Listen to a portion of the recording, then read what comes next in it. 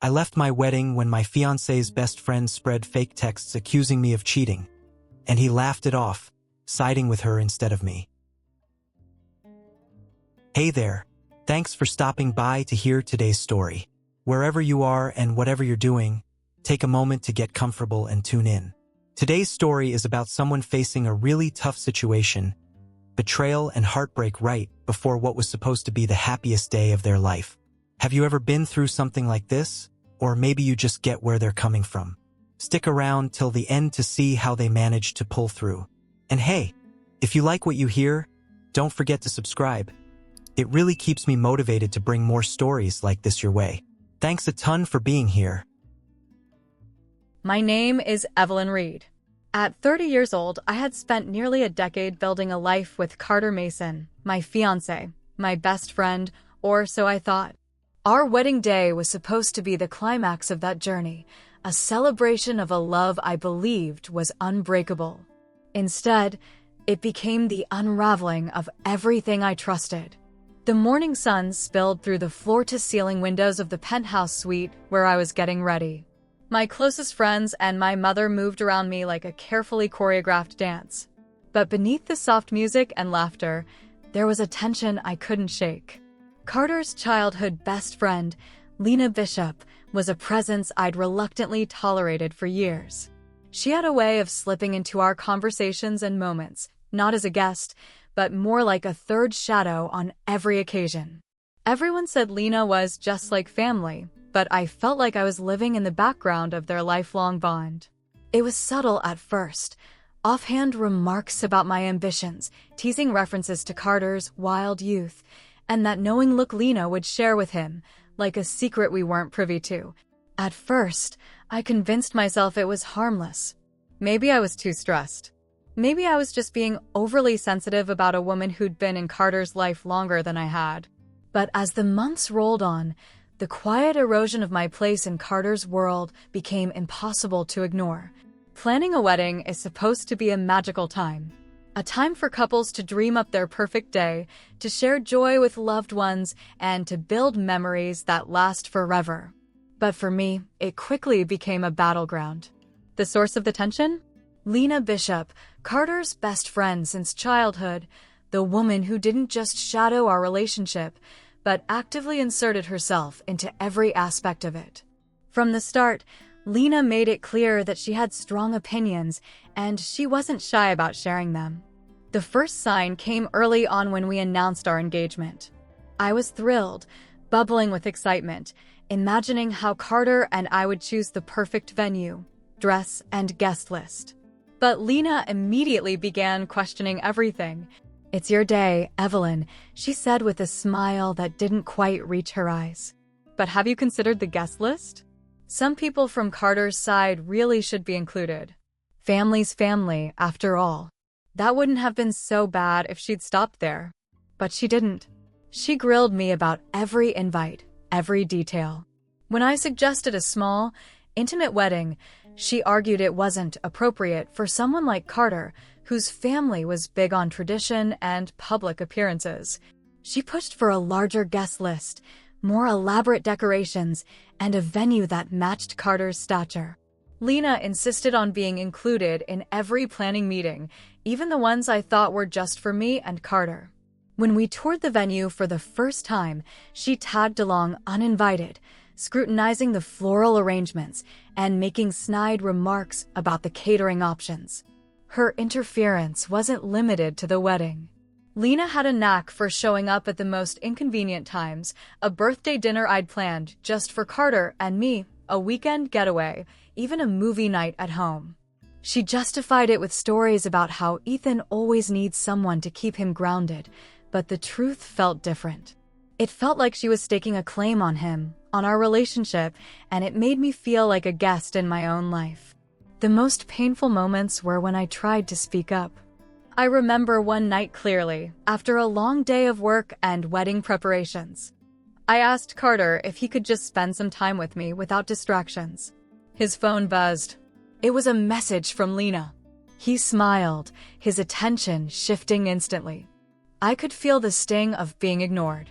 "Harper," he said softly, "Lena's just checking in." You know she's like family. But to me, it felt like I was asking for something too much.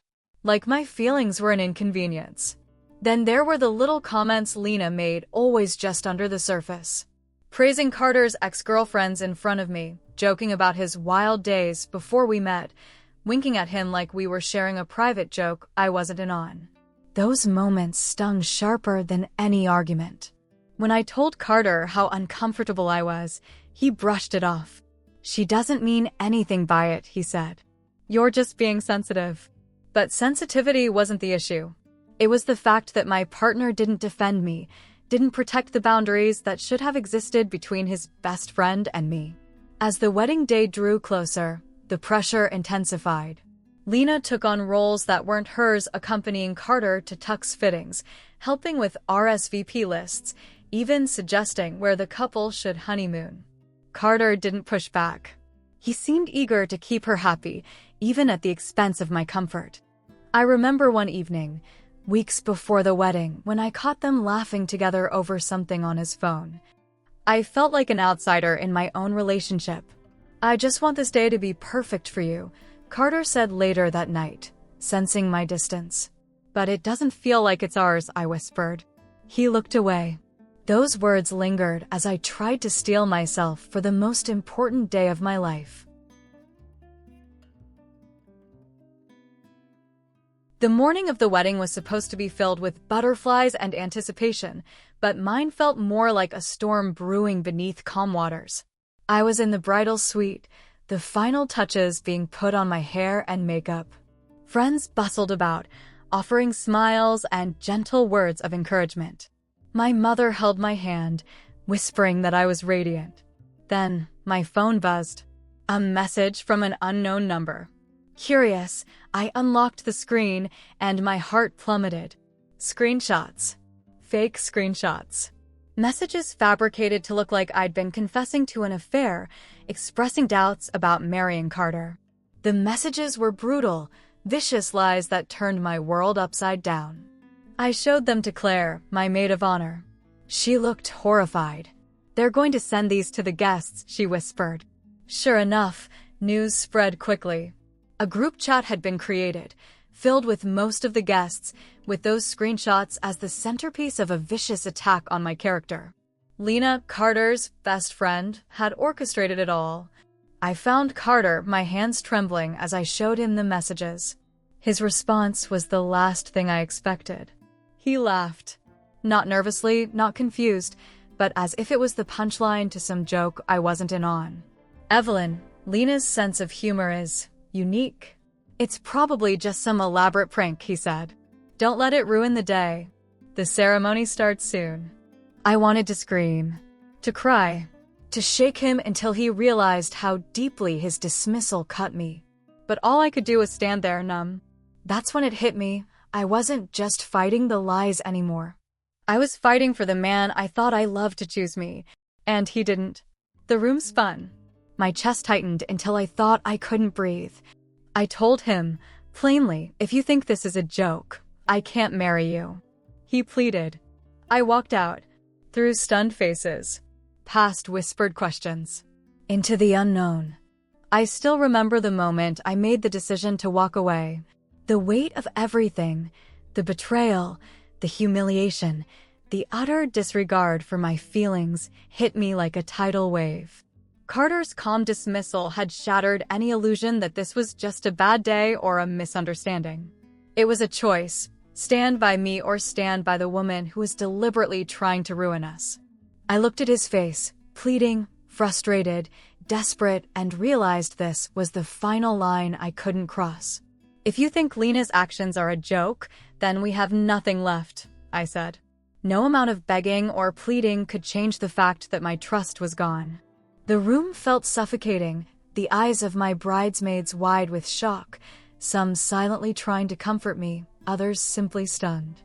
I didn't want a scene, didn't want to make this about a spectacle. So I turned and walked out, the click of my heels against the marble floor echoing in the silent hallway. I passed confused faces, friends, family, strangers, and it felt like I was moving through a fog. The city outside blurred as I slipped into a taxi, avoiding the incoming calls and messages lighting up my phone. My mind was spinning, but one thing was clear. I needed space. I needed air. I needed to disappear, if only for a little while. I found a small hotel nearby, a quiet room where I could finally breathe without judgment or expectation. But the silence wasn't peaceful. It was heavy with questions. What had gone so wrong? How did I get here? And, painfully, could I ever go back? The days that followed were a whirlwind of chaos and heartbreak. News of my abrupt departure spread like wildfire. Social media exploded with opinions, rumors, and painful speculation. Friends and family were divided, some offering unwavering support, others swallowing the venomous lies Lena had spun. She cracked under pressure, some said. Cold feet, others whispered. Carter's behavior only made the fracture wider. His messages swung wildly from frantic apologies to veiled accusations that I had overreacted or abandoned him. Friends who had been close to us suddenly seemed uncertain where to place their loyalties. I felt isolated, caught in a storm I never signed up for. The financial cost was staggering. Months of planning, deposits lost, vendors paid and now canceled. But as heavy as the monetary loss was, it paled in comparison to the emotional wreckage that lingered. I was grieving not just for the wedding that never happened, but for the man I thought I loved and the future we dreamed of. Every day was a battle to hold myself together. Therapy became my lifeline, an anchor in the storm.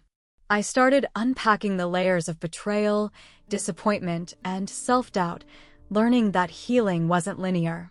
Some days felt like progress, others felt like sinking deeper. Family gatherings were fraught with tension.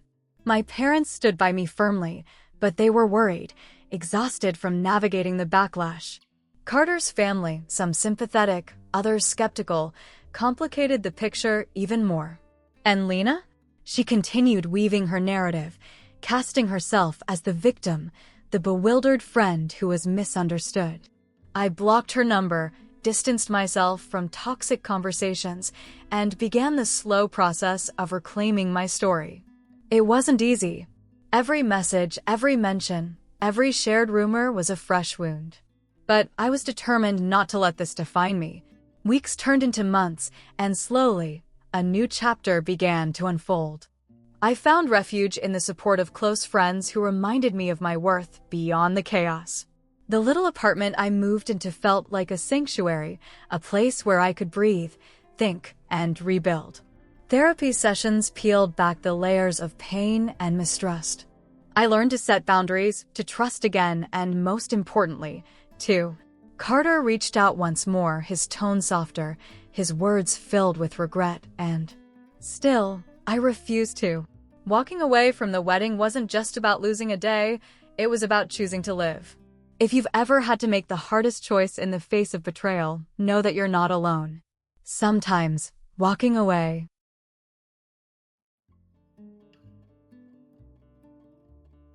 What do you think about this story? Share your thoughts, feelings, or any reflections in the comments below. I'd love to hear your perspective. And if this story resonated with you, don't forget to hit the like button and subscribe so you won't miss what's coming next.